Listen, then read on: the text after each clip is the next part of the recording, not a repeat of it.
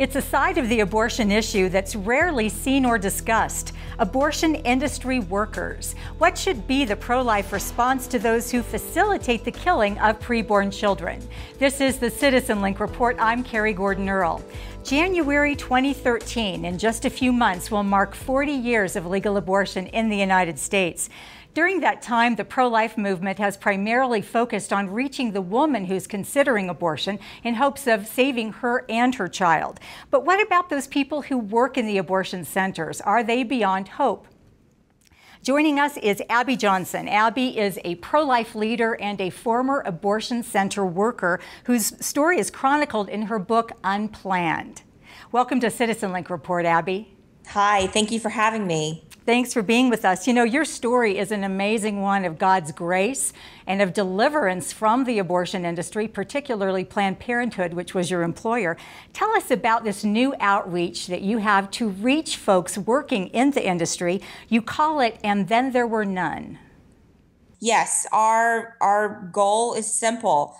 We want to start with the workers. We believe that if we can get these workers out of the abortion industry, and then we can really change our culture from one of death to life. These workers have a lot to share once they leave the industry, and they know firsthand the corruption and the deception of the abortion industry. And if we can get them to the pro-life side, which we have been successful in doing so far, they make fantastic, some of the best pro-life spokespeople out there in our movement. Our ministry provides 4 different streams of support. We provide financial support as the worker is transitioning out of the abortion industry and into another job. We're also going to help them find other gainful employment after they leave. We provide legal support. We want these workers to know that there is help for them, that their interests will be protected. As many people know, after I left the abortion industry, Planned Parenthood took me to court. My success was completely because I had amazing attorneys that worked pro bono for me on my case against Planned Parenthood. And so we have these same types of attorneys all over the country that are willing to assist workers.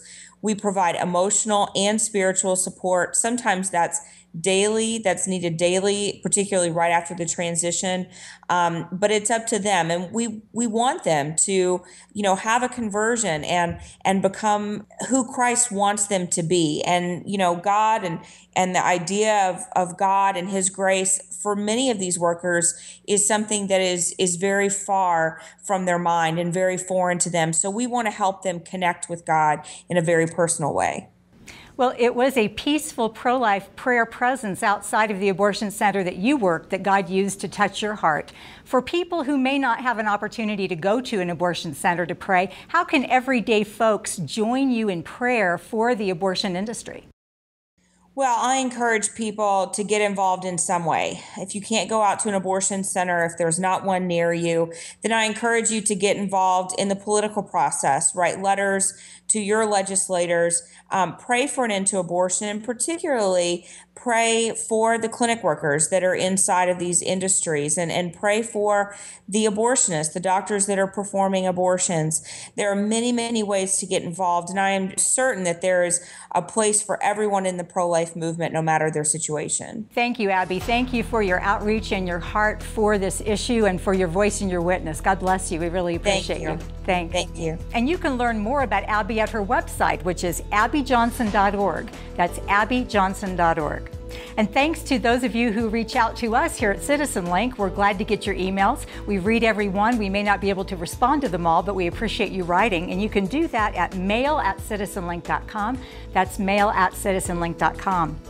And in closing, as Abby suggested, we encourage you to join us in prayer for those in the abortion industry.